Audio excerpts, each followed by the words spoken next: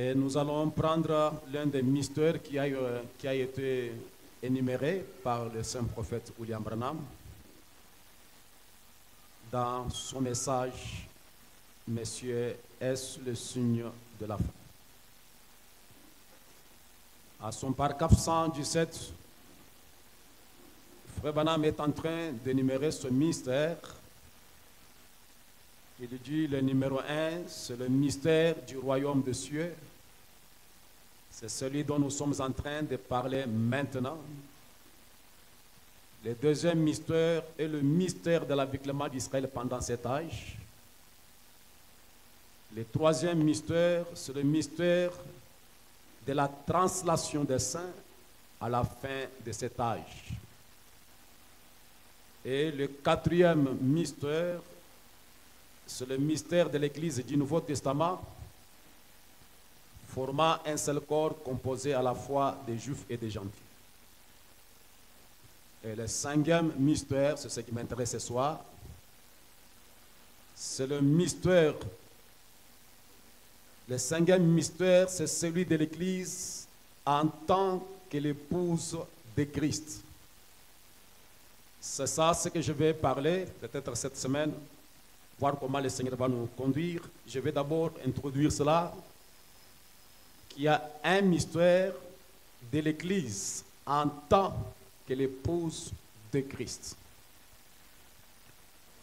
Et j'aimerais que vous qui suivez les messages et qui écoutez les bandes de Frère Branham et qui lisez les messages du temps de la fin,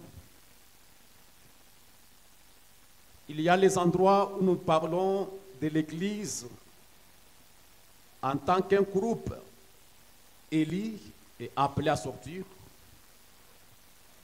Il y a les moments où nous parlons de l'Église en tant que l'épouse. Il y a des endroits où Frère Branham fait la différence entre l'Église et l'épouse. Et si des endroits où il parle de l'Église en tant qu'épouse, il avance quand cette épouse ou cette église entre dans le corps de Christ, comme nous avons parlé par la fois passée, baptisés d'un seul esprit, abreuvés d'un seul esprit, nous formons un seul corps. 1 Corinthiens 12, 13. Maintenant, le mot église en soi, parce que nous allons faire la différence entre cette église et l'épouse. Mais notre pensée, c'est le mystère de l'Église en tant qu'épouse. Le mot Église signifie les appeler à sortir. Un peuple appelé à sortir hors d'eux. C'est ça ce que le mot Église signifie. Et vous allez voir, nous servons d'Israël comme étant les types de l'Église. Ils étaient en Canaan, ils sont allés en Égypte, vu la sécheresse, ainsi de suite. Quand ils ont vendu leurs frères, ils se sont retrouvés en Égypte. En Égypte, Israël n'était pas une église. Israël en Égypte était le peuple de Dieu. Mais quand ils firent sortir de l'Égypte par la conduite d'un prophète puissant du nom de Moïse, quand ils quittèrent l'Égypte, ils sortirent de l'Égypte, c'est alors qu'Israël devint une église. Et en conformité avec Actes, comme vous allez le voir dans Actes chapitre 7, pendant que Étienne fait son discours, il dit au paragraphe 35 à 36, c'est Moïse qui les avait régnés en disant qu'il t'a établi chef et juge. C'est celui que Dieu envoya comme chef, comme libérateur avec l'aide de l'ange qui est apparu dans les buissons. C'est lui qui le fit sortir d'Égypte en opérant des prodiges et des miracles au pays d'Égypte, au sein de la mer Rouge, au désert et pendant 40 ans. Donc Moïse les a fait sortir par l'aide de l'ange qui est apparu dans le buisson ardent.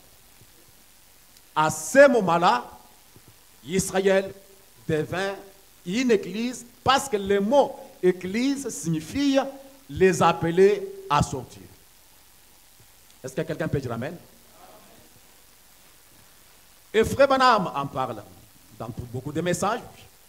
Et je prends la pensée dans les 5 identifications précieuses de la vraie église de Dieu vivant qu'il a prêché le 11 septembre 1960, au paragraphe 14 et 15. Et paragraphe 14. Et je lis 31. Maintenant, pour commencer, le mot église lui-même signifie les appeler à sortir. Maintenant, aussi longtemps qu'ils étaient en Égypte, Israël n'était pas l'église de Dieu, ils étaient le peuple de Dieu. Et alors, quand Dieu les fit sortir de l'Égypte, ils devinrent l'église de Dieu car ils étaient les appelés à sortir. Maintenant, c'est encore pareil aujourd'hui. Les mots église, les appelés à sortir, ceux qui ont été appelés à sortir, qui ont été séparés, rendus différents. Au paragraphe 31. Maintenant, Israël était le peuple de Dieu. Jusqu'au moment où l'on trouve cela dans Acte 7, verset 38. Nous avons lu 36. Si vous prenez note, ils ont été appelés hors. L'église. Ils ont été alors appelés l'église de Dieu parce qu'ils furent appelés par Dieu à sortir de l'Égypte, du monde, des autres églises, des autres religions, pour marcher avec Dieu seul. Comme Israël fut sorti de l'Égypte, Branham dit, il en est de même aujourd'hui. Et quand Israël est sorti de là, ils ont été sortis de l'Égypte, Branham dit, du monde, des autres églises, des autres religions, pour marcher avec Dieu. C'est ainsi qu'au milieu de nous ici, nous sommes un peuple appelé à sortir par un prophète, par un messager. Moi, j'étais dans une dénomination, toi, tu étais dans le monde, dans une dénomination, l'autre était en plein paganisme. Celui-ci était kimbanguiste, comme Papa Moïse est là. Moi, j'étais dans les nouveaux Rema. Tel était chez Malemba, l'autre était dans Zimbabalamu. Il y avait beaucoup de choses comme ça. Et Dieu nous a appelés en écoutant les messages d'un prophète. Nous avons vu la colonne de feu confirmant un prophète. Et nous sommes sortis de toutes les églises là, de toutes les religions, pour marcher avec Dieu. Par conséquent, nous sommes une église. Nous sommes les appelés à sortir. Il dit, il en est de même aujourd'hui de l'église de Dieu. Et là, il était appelé à sortir de tout ce qui est du monde. Appelé à sortir de chaque culte religieux. Franc-maçon, n'importe quelle loge, rose chrétien, n'importe quelle loge, fétichisme, la sorcellerie, ce sont des religions. Appelé à sortir de toutes les dénominations religieuses. Appelé à sortir de toutes les organisations religieuses pour marcher avec Dieu, n'étant pas gouverné par un évêque, mais plutôt par Christ dans ce royaume messianique dans lequel nous vivons. Christ est le roi, Christ l'est.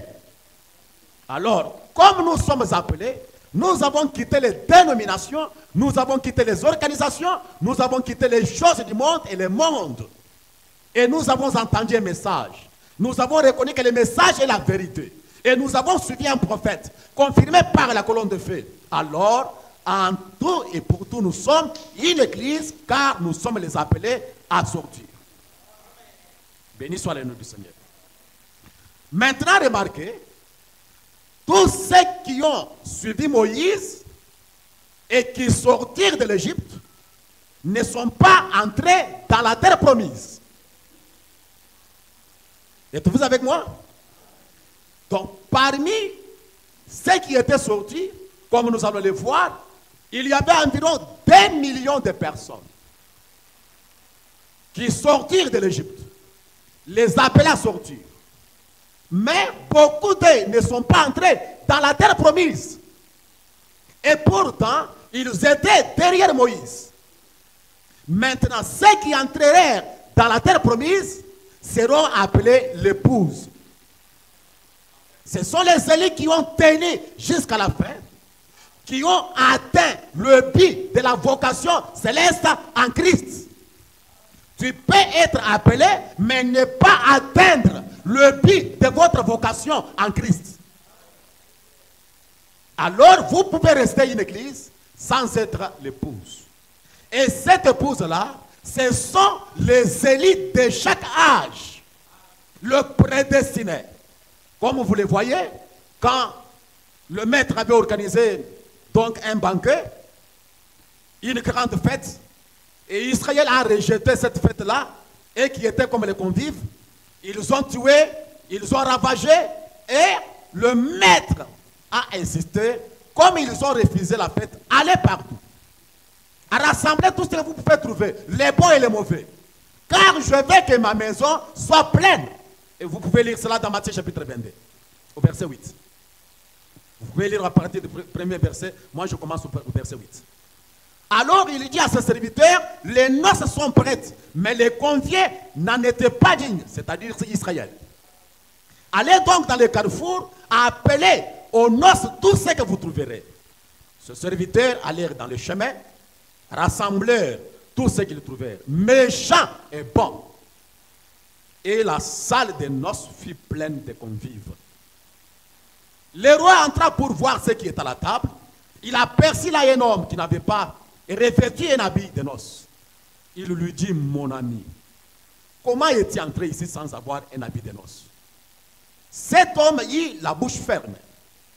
Alors le roi dit aux serviteurs, liez-les le pied et le main et jetez-les dans les ténèbres du dehors où il y aura des pleurs et des grincements dedans. Et le maître dit, car il y a beaucoup d'appelés, mais peu d'élus. Les appelés sont beaucoup, sont nombreux, car le mot église, ça signifie les appelés à sortir. Mais les appelés à sortir sont beaucoup, mais les élus sont peu nombreux. Et l'épouse, ce sont les élus qui sont parmi les appelés. Je ne sais pas si vous avez compris ça. J'ai dit ce soir, l'épouse, ce sont les élus, mais parmi les élus, l'église, les appelés. Béni soit le nom du Seigneur. Et ce groupe d'élus, ils ont une certaine profondeur en eux que l'église n'a pas. Ils ont des préférences. Ils ont des choses qu'ils désirent. Ils ont des profondeurs et leur vision ne s'arrête pas à être l'église les appelés. Ils cherchent quelque chose hors des appelés. Ils viennent à l'église, ils écoutent la parole avec l'église ensemble, mais ils ont une vision différente. Ils ont un entendement spirituel. Ils ont une profondeur qui veut aller plus loin que ça. Et ça, c'est ce que Dieu a placé dans le cœur des élus. Je dis ce soir, les élus ne se contentent pas d'écouter la parole. Les élus, ils ont quelque chose, après avoir écouté la parole, ils se demandent où est-ce qu'ils en ont avec la parole. Où est-ce qu'ils doivent arriver? Donc, ils ont certaines choses qui se passent en eux qui ne se trouvent pas dans l'église. Et je sais, j'espère que ce soir, nous sommes l'un d'entre eux. Question-réponse numéro 1. Prêchant 64. Je prends paragraphe 145 au milieu. Il dit, l'épouse des gentils, l'épouse, non pas l'église des gentils. Car l'église des gentils passera par la période de la tribulation. Voyez-vous, mais non pour l'air. Voyez-vous, l'épouse, ce sont les élus. Mon ami, tu es en retard. Question-réponse, numéro 1. Le 23 août 64, paragraphe 145. Parce que nous voulons faire voir, il y a beaucoup d'appelés, mais peu. D'élus. Est-ce moi qui ai dit ça? Non, c'est le maître lui-même. Regardez au tableau, vous qui lisez. L'épouse des gentils, non pas l'église des gentils. Car l'église des gentils passera par la période de la tribulation.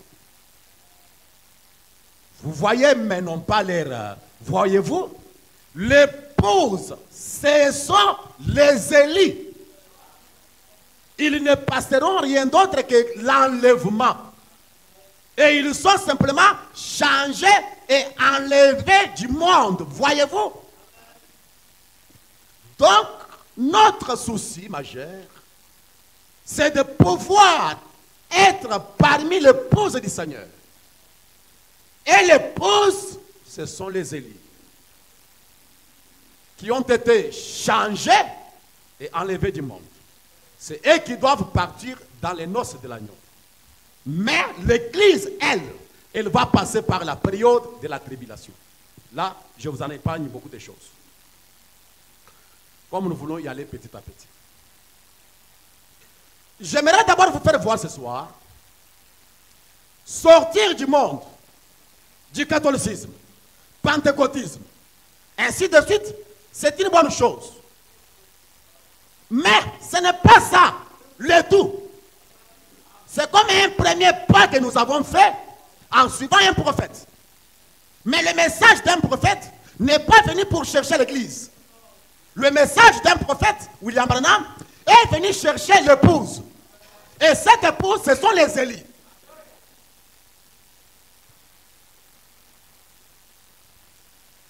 Dans le message Parle au rocher qu'il a prêché en 53, le 15 novembre. Au paragraphe 22, je prends au milieu. Vous voyez, quand Joseph a été rejeté par ses frères, nous avons parlé la fois passée, il a reçu une épouse des nations. Pharaon lui a donné une épouse. Eh bien, c'est simplement la même chose. Que lorsque Jésus est rejeté par les Juifs, il va vers l'église des nations et choisit une épouse. Et nous sommes Madame Jésus cet après-midi. Car nous avons vu dans Actes chapitre 15, verset 14, Dieu a jeté le regard parmi les nations pour chercher un peuple qui porta son nom. Et le peuple qui porta son nom, comme nous allons le voir, ce n'est pas l'église qui porte le nom de Jésus. C'est l'épouse qui porte le nom de Jésus. Suivez-moi attentivement. Et ce soir, nous sommes Madame Jésus. C'est juste. J'aime cela, certainement. Il y a beaucoup de jeunes femmes ici cet après-midi. Beaucoup de belles jeunes filles. Eh bien, je les respecte toutes, mais il n'y a qu'une seule Madame Branham. Voyez, c'est ma femme. Très bien. Il en est de même. Il y a beaucoup d'églises. Il y a beaucoup de gens qui vont à l'église, et ainsi de suite. Mais il n'y a qu'une seule Madame Jésus. C'est juste. Elle est constituée de gens ici de chaque dénomination qui sont nés de nouveau de l'Esprit de Dieu, qui forment le corps de Christ. Ils sont co-héritiers avec lui, c'est-à-dire Christ. Ils sont avec lui, ils sont une partie de lui, simplement une partie de son corps. Et c'est ce qu'une femme pour son mari, elle est une partie de ces dernières. Amen. Voilà ce que c'est l'église, l'épouse, Madame Jésus. Elle est une partie de Christ, une partie de sa parole, chair de sa chair, os de ses os, chair, donc parole de sa parole. Là, nous avons parlé, quand Pierre a reçu le baptême du Saint-Esprit, c'est ce qu'il était devenu. Et l'épouse de Jésus sera Madame Jésus. Dans son message Israël en Égypte, prêchant 53 au paragraphe 178. Et l'épouse de Jésus-Christ sera Madame Jésus-Christ. Alléluia. Baptisée dans son esprit, en son nom, remplie de sa puissance et revêtue de sa justice. Alléluia. La voici. Maintenant, remarquez, c'était l'épouse des gentils. Cette épouse des gentils, ce n'est pas un nom. Ce n'est pas du fait d'entrer dans le tabernacle et vous trouvez les 3 photos, on vous dit que nous sommes l'épouse. L'épouse est baptisée dans le corps de Christ. L'épouse est revêtue de sa parole, de sa puissance, de sa justice. Elle est entrée dans le corps messianique par le baptême de l'Esprit pour former un seul corps. Et notre prière et notre vision, la cible de nos prédications, c'est pour attirer cette épouse-là. Que le message atteigne non pas l'église, mais l'épouse. Alors, nous ne pouvons pas nous contenter du fait que nous sommes derrière un prophète. Nous ne pouvons pas nous contenter du fait que nous buvons au rocher. Ils sont tous bu au rocher, nous allons en parler. Mais ils sont morts dans le désert. Ils ont chanté avec Myriam à la mer Rouge. Ils sont entrés en esprit quand Myriam est entrée en esprit, quand Moïse est entré en esprit. Mais ils sont clairement tombés dans le désert. Et l'histoire se répète. Et cette épouse, comme elle est Madame Jésus, Madame Jésus-Christ, tout ce qu'elle doit faire, en acte ou en œuvre, elle doit le faire au nom de Jésus-Christ. Et s'il y a quelque chose qu'elle ne peut pas faire au nom de Jésus, Madame Jésus ne le fera jamais. Vous ne pouvez pas trouver Madame Jésus en train de boire le whisky en disant je bois le whisky au nom de Jésus. Madame Jésus est en train de fumer, elle dit je fume au nom de Jésus. Je commets l'adultère au nom de Jésus. J'injurie les gens au nom de Jésus. Il fait des transactions malhonnêtes, toutes au nom de Jésus. Non. Car Colossiens chapitre 3 verset 17 déclare, quoi que vous fassiez, en parole ou en œuvre, faites tout au nom du Seigneur Jésus, en rendant par lui des actions de grâce à Dieu le Père. Est-ce que tu peux taper votre femme au nom de Jésus? C'est frère, répondez-moi. Vous tapez votre femme là au nom de Jésus. Alors, tout ce que vous ne pouvez pas faire au nom de Jésus, abandonnez ça. Ne le faites pas. Parce que vous êtes Madame Jésus. Et le saint prophète déclare, dans question-réponse du 15 mai 54, au paragraphe 306, c'est cette glorieuse personne, le Seigneur Jésus, il était Jéhovah, Dieu dans la chair. La Bible dit, quoi que vous fassiez en parole ou en acte, faites tout cela en son nom. La Bible dit, toute la famille dans le ciel s'appelle Jésus, toute la famille sur la terre s'appelle Jésus. Et il dit, prions en son nom. Vivons en son nom. Enseignons en son nom. Mourons en son nom. Soyez ensevelis en son nom. Baptisés en son nom. Ressuscités en son nom. Allant au ciel en son nom. C'est son nom et son épouse est appelée Madame Jésus. Vous ne pouvez pas aller au ciel au nom de Branham. Non, ça ne se fera pas. Nous enseignons au nom de Jésus, nous prêchons au nom de Jésus, nous mourons au nom de Jésus, ensevelis au nom de Jésus, nous vivons au nom de Jésus. Tout ce que nous sommes, nous le faisons au nom de Jésus. Et nous allons au ciel au nom de qui? Vous ne pouvez pas aller au ciel à un autre nom, mes amis. Quelle que soit la personne, qu'il soit le pape, qu'il soit l'évêque, qu'il soit le cardinal, qu'il soit Mahomet, qu'il soit n'importe quel prophète, vous n'allez pas au ciel par un autre nom. C'est le seul nom qui a été donné à l'humanité pour être sauvé. C'est en son nom, comme nous sommes une partie de lui, nous allons au ciel au nom de Jésus. Nous chassons les démons au nom de Jésus. Nous vainquons au nom de Jésus. Nous remportons la bataille au nom de Jésus. Tout ce que nous sommes, c'est au nom de Jésus. Alléluia. Béni soit le nom du Seigneur. Je vais dire à l'Église, tout ce que tu ne peux pas faire au nom de Jésus-Christ, ne le faites pas. Maintenant, Cette église épouse qui est censée porter le nom de Jésus, en réalité, dès que vous croyez au Seigneur Jésus et que vous êtes baptisé au nom de Jésus dans les eaux de baptême, vous portez potentiellement le nom de Jésus. En partie. Vous portez ce nom-là et on peut vous appeler chrétien parce que vous avez écrit le Seigneur Jésus comme votre sauveur personnel et que vous avez baptisé en son nom partiellement, en partie, vous portez le nom de Jésus. Mais vous ne le portez pas en réalité.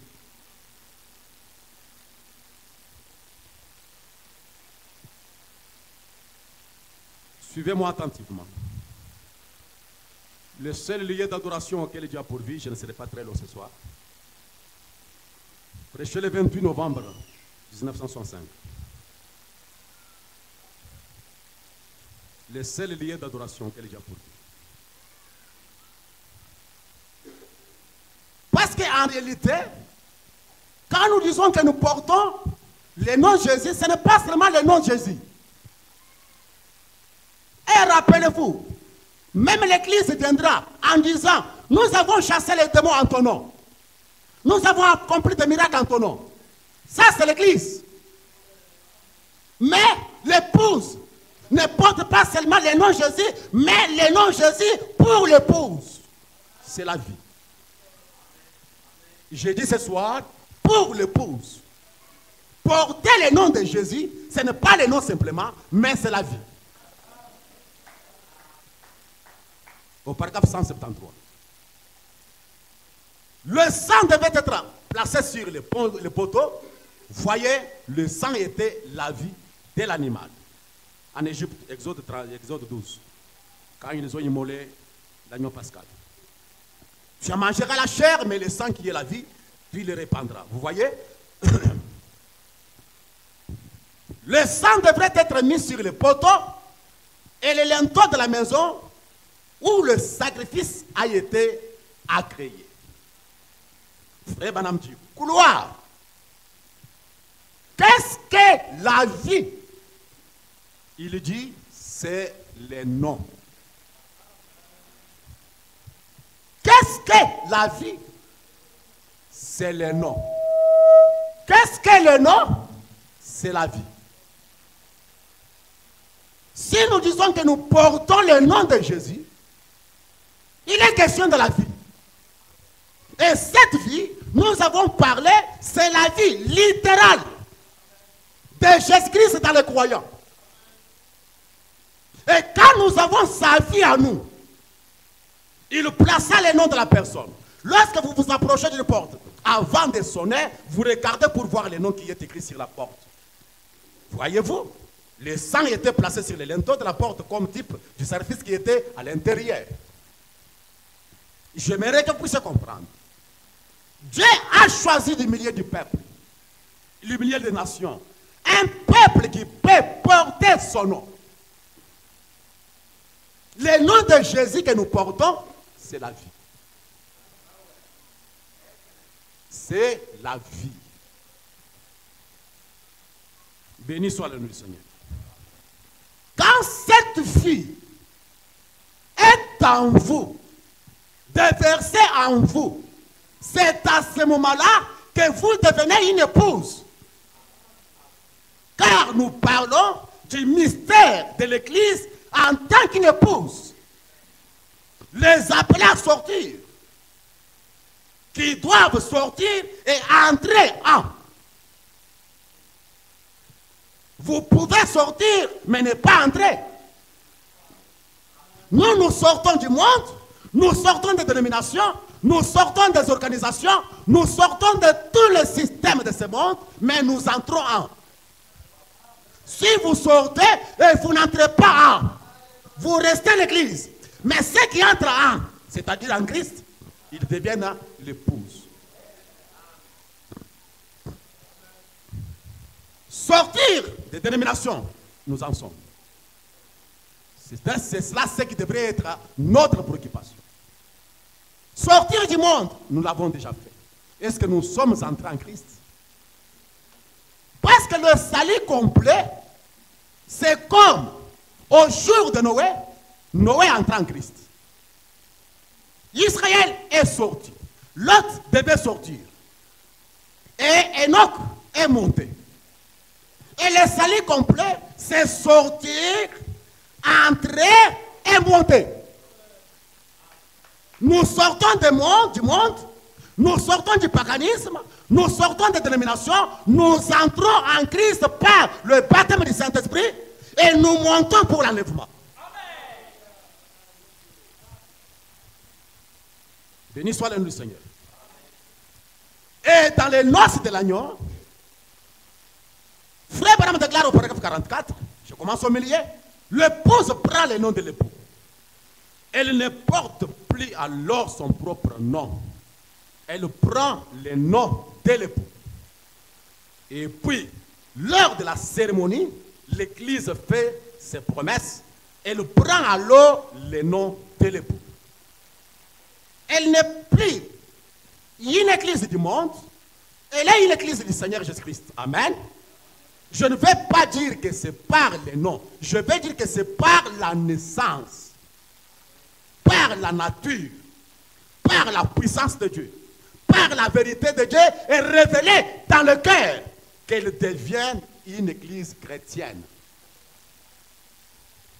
La glorieuse église chrétienne universelle et apostolique, elle devient une partie de Christ. Christ injecte en elle sa propre esprit, son propre esprit plutôt, sa propre vie. Christ injecte en elle son propre esprit, sa propre vie. Et la Bible dit là-bas à Adam et Ève, vous n'êtes plus deux, mais vous êtes un. Et quand la femme, l'église, est mariée à Christ, ils ne sont plus deux, ils sont un. Christ en vous, c'est ça. Et le messager termine en disant, sa vie a été déversée en vous, alors vous devenez l'épouse. Sa vie a été déversée en vous, alors vous devenez une épouse. Vous n'êtes pas une épouse parce que vous êtes dans le tabernacle. Nous ne sommes pas une épouse parce que dans nos tabernacles, il y a les trois photos et nous citons William Branham. Ce n'est pas ce qui fait de nous une épouse. On peut avoir ces photos et lire les messages et ne pas être l'épouse. Quand est-ce que nous devenons l'épouse? Quand Christ injecte sa vie en nous. Sa parole, sa puissance, par la naissance. Alléluia. Voilà l'idée. Voilà l'appel. Voilà les ambitions que nous avons, plus glorieuses, plus élevées que l'Église a. L'Église se contente de fréquenter les assemblées. L'Église se contente de leur doctrine, de leurs enseignements. L'Église se contente de leur adhésion à des églises. Mais l'épouse a des ambitions spirituelles. L'épouse soupire. Je suis déjà sorti du monde, mais où est-ce que je suis? Si j'entre en Christ. Et quand nous prions, nous visons les points de mire. Quand nous prions, nous voulons devenir l'épouse. Et l'épouse, il n'y a qu'un seul moyen pour devenir l'épouse. Quand Christ injecte sa vie dans les croyants. Et là, nous rejoignons Saint Paul qui disait, ce n'est pas moi qui vis, mais c'est Christ qui vit en moi. Béni soit le nom du Seigneur.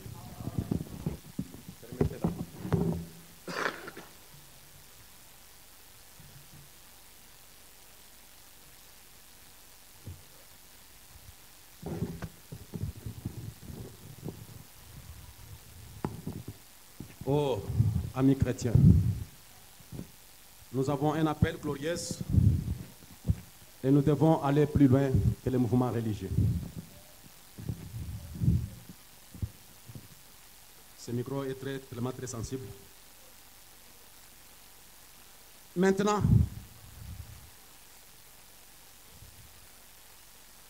un prédicateur fidèlement enseigné, ayant le vrai appel venant de Dieu, ne se contentera jamais de rassembler les gens autour d'une doctrine, autour d'un enseignement, autour des sensations. Le vrai prédicateur, après dans cet âge, j'ai dit bien, fidèlement enseigné, ne peut pas se contenter d'un nombre de gens. Ne peut pas se contenter parce que l'église a grandi. Ne peut pas se contenter parce qu'on construit. Elle est en train de viser la cible du message. Elle a un poids dans son cœur. Est-ce que je peux aussi amener cette épouse dans le corps? Est-ce que je peux aussi amener quelqu'un dans le corps de Christ? Dans les années que j'ai fait la chair, depuis que je suis prédicateur, est-ce que mes enseignements, mes prédications amènent-ils les gens dans le corps de Christ? Et avoir une église, ce n'est pas ce qui nous importe. On se contente des dîmes, des offrandes, ainsi de suite, d'être bien traité, et on est content de ça, et on pense qu'on serve le Seigneur. Servir Dieu dans cet âge, c'est faire sortir quelqu'un du monde, le nettoyer, le laver, et lui présenter le point de mire. Et faire entrer cette personne dans le corps de Christ. C'est ça, servir Dieu dans cet âge. En dehors de ça, c'est une bataille perdue. La peine perdue. Quel que soit le nombre que nous pouvons avoir, quelle que soit la grandeur de l'église que nous pouvons construire, en dehors de ça, si les gens n'entrent pas dans le corps de Christ par un ministère, ce ministère-là est foutu, est condamné, et il sera jugé au jour du jugement. Écoutez ce que notre prophète déclare dans Le Monde se disloque une fois de plus. Prêché le 27 novembre 63. Je suis au paragraphe 189. Le monde se disloque une fois de plus. Je suis au paragraphe 189. Madame, si vous, ou un homme, ou qui que vous soyez,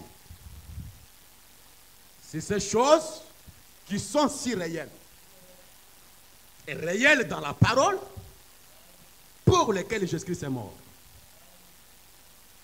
non pas juste avoir une église et avoir un groupe de gens avec des émotions, mais pour avoir un groupe de gens qui ont son esprit vivant en lui, son épouse, sa parole est là, chaque parole est vraie. Êtes-vous avec moi? Non pas juste avoir une église et avoir un groupe de gens pleins d'émotions, mais pour avoir un groupe de gens ayant son esprit en lui. C'est ce que je désire, que Life Tabernacle soit un groupe de gens incarnant l'esprit de Christ en eux, ayant l'esprit en lui. Sa parole est vraie. Un peuple qui peut justifier chaque parole. Un peuple qui croit à chaque parole. Un peuple qui obéit à chaque parole. Un peuple qui fléchit les genoux à la parole. Et vous croyez la parole, même si ça sort dans la bouche d'un hypocrite. Même si c'est un grappot, un hypocrite qui dit ça, si c'est la parole, vous fléchissez les genoux devant la parole. Béni soit le nom du Seigneur. Vous savez que cela ne se manifeste pas comme... vous savez que cela ne se manifeste pas comme ça par vous. Vous savez qu'il y a des choses dans la Bible que vous n'arrivez pas simplement à croire comme étant vraies. Aimeriez-vous qu'on se souvienne de vous dans la prière? Béni soit le nom du Seigneur. Alors, Life Tabernacle, mes sœurs, suivez-moi attentivement. Suivez-moi attentivement.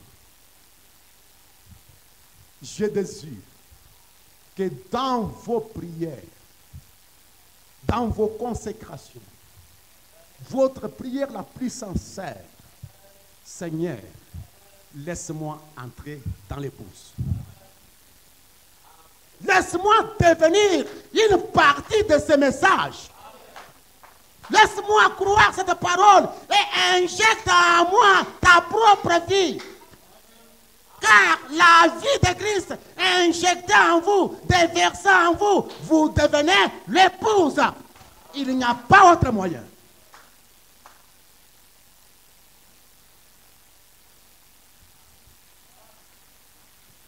Que Dieu nous aide. Et vous devenez une partie de lui.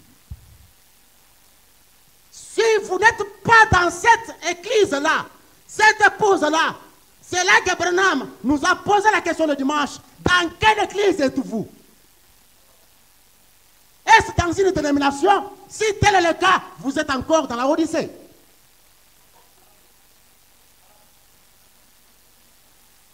Dans ce message, Dieu guérit les gens. Dans ce message, Dieu bénit les gens. Dans ce message, Dieu peut faire toutes choses. Mais la plus grande chose, l'épouse est la cible du message.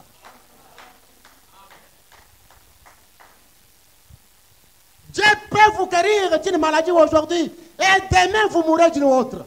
Ou la même maladie peut revenir. Mais quand Dieu sauve une âme, quand Dieu vous remplit du Saint-Esprit, c'est pour toujours. Quand vous entrez dans l'église de Jésus-Christ dont je parle là, alors vous ne pouvez pas y en sortir.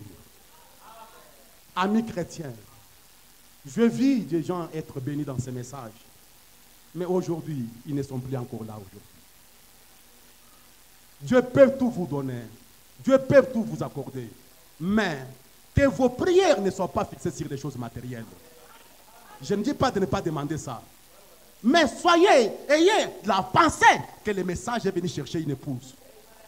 Est-ce que je suis dans l'épouse?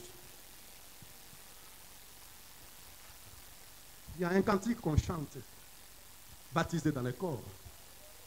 Es-tu baptisé dans le corps de Jésus? Est-ce que tu es parmi l'épouse du Seigneur? Que Dieu nous vienne en secours.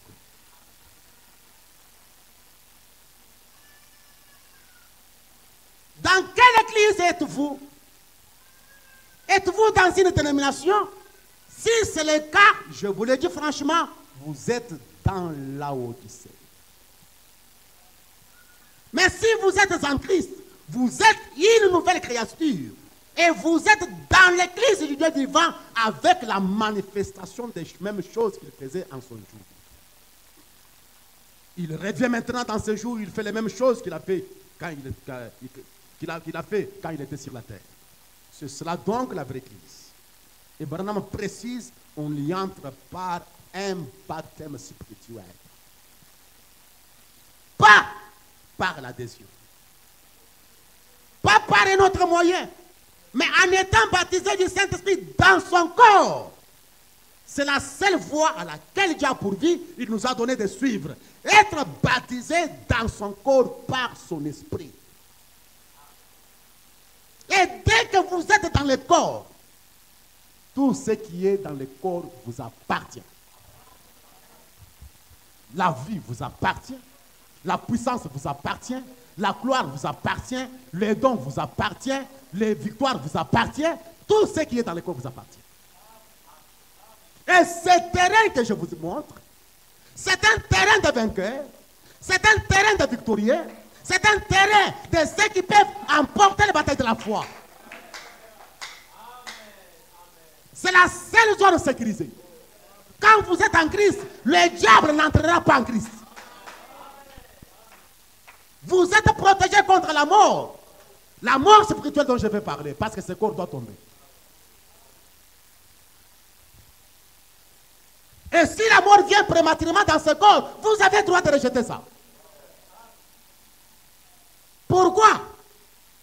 Baptisé dans son corps. Le mystère de l'Église entend que l'épouse de Christ. Alors nos prières devront être dirigées vers cet objectif, seul et unique Pour les messages. Sortir, oui, nous sommes sortis. Mais la chose qui reste, c'est entrer.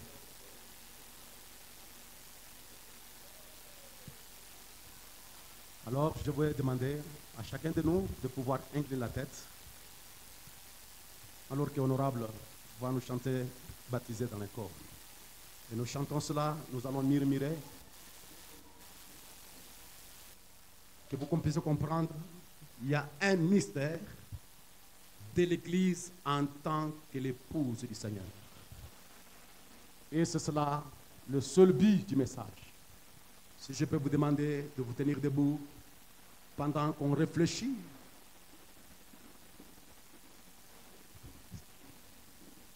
Je parle cela, ce mystère, par rapport à Christ et son Église. Chair de sa chair, os de ses os.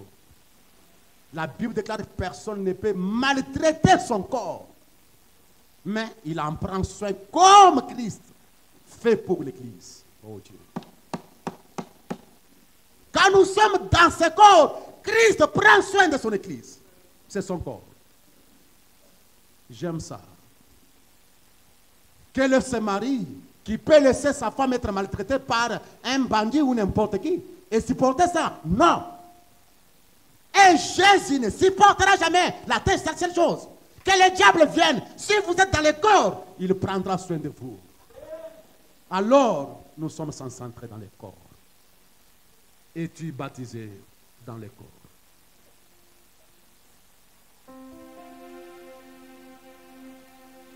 As-tu été baptisé dans le corps, baptisé du Saint-Esprit? Il n'y a qu'un seul moyen pour y entrer, comme il est fait à la Pentecôte. Es-tu dans l'église triomphante et dans l'époux qui sauve? Oh, viens et sois baptisé dans les corps et demeure-là pour toujours. Es-tu dans l'église triomphante? Dans votre prière, répondez à cette question-là. Et dans l'époux qui sauve. Oh, viens et sois baptisé dans les corps et demeure là pour toujours. Il n'y a qu'une église,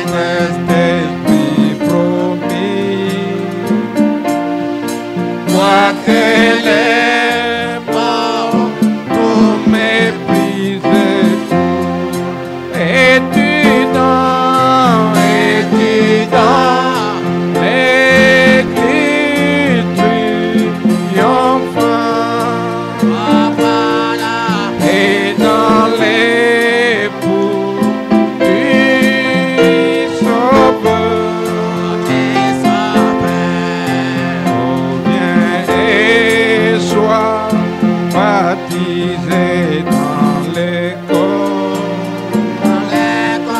et demeure là pour toujours.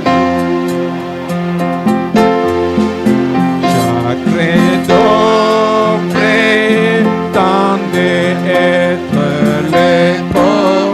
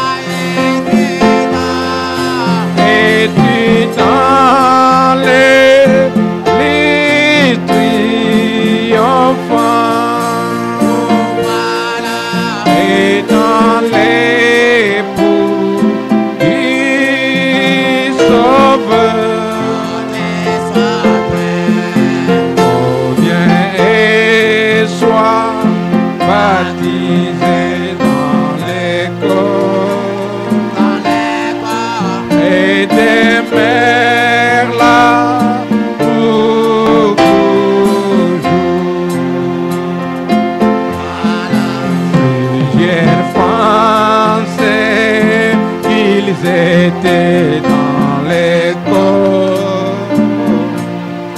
jusque quand vint l'Esprit Saint.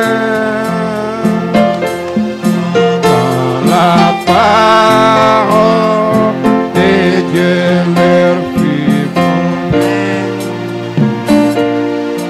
ils entrèrent rien.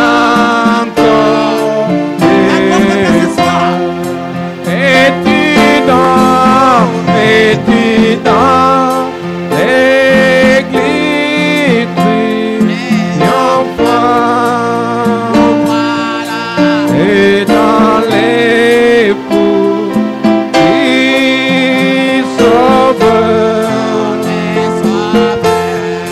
Oh, viens et sois baptisé dans l'école et demeure là pour toujours. Et qui sont morts avant que l'Esprit Saint ne descende sur nous.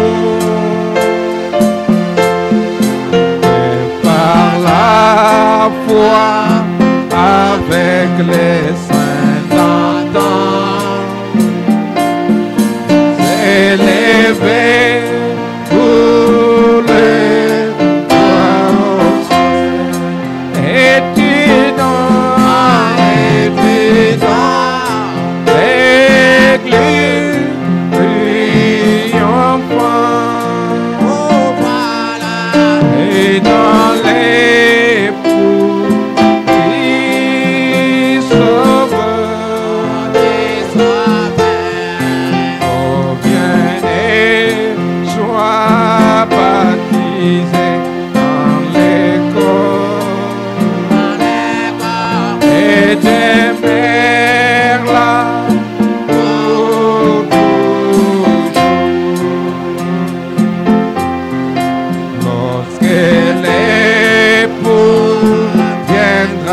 seras-tu prêt? Est-ce que tu seras prêt? Ta lampe remplie, allumée. Tu seras compté parmi les vierges folles. Si tu ne marches pas dans la lumière, et tu dans l'église triomphante et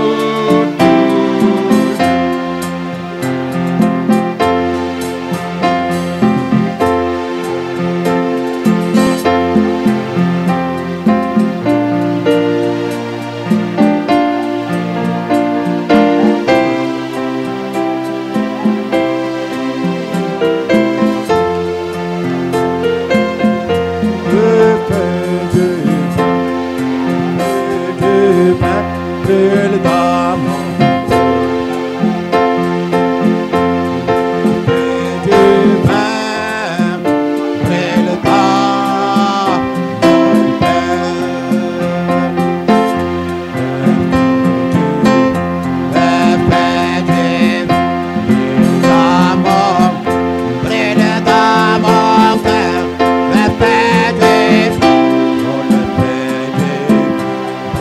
dans mon cœur.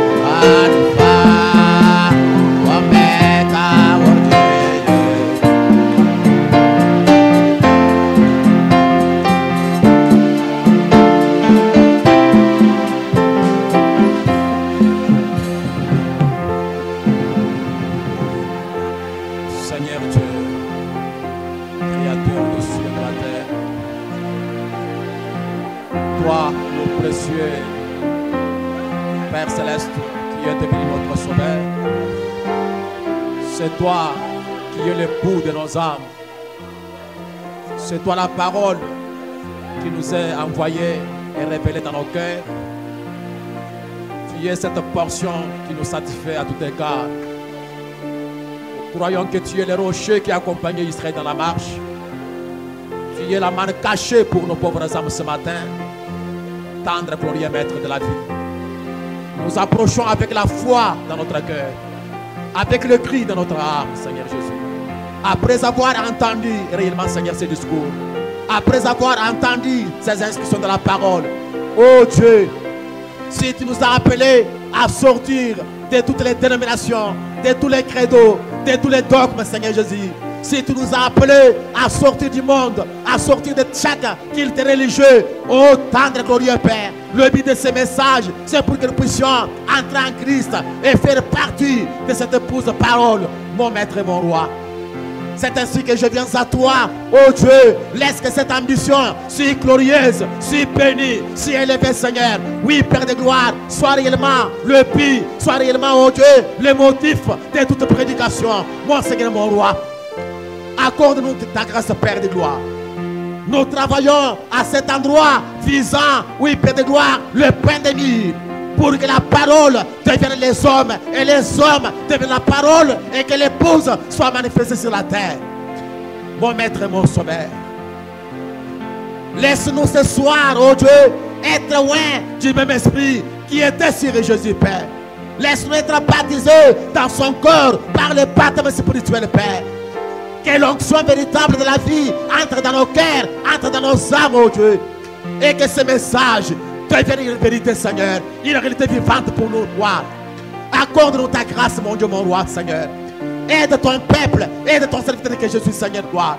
Laisse-nous travailler ensemble, oh Dieu, jusqu'à ce que nos pères de gloire, nous puissions former une partie de l'épouse à cet endroit, Père de gloire. Mon maître et mon sauveur, c'est toi qui as dit dans ta parole, personne ne peut venir à moi si mon Père ne l'attire premièrement, Seigneur. Attire ceux-là qui doivent former cette épouse de paix de gloire. Mets l'urgence dans leur cœur, oh Dieu. Donne l'importance, oh de gloire, à cette parole dans leur cœur, mon Dieu, mon sauveur. Qu'ils ne dorment pas, qu'ils ne se reposent pas, jusqu'à ce que la question soit réglée dans leur cœur, Seigneur.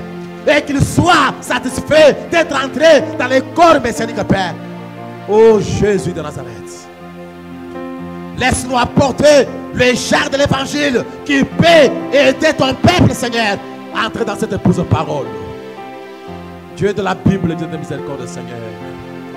Il est vrai qu'avec tout ce que tu nous as enseigné, tout ce que tu nous as révélé, tout ce que tu nous as parlé, si nous manquons le but, nous sommes des pécheurs.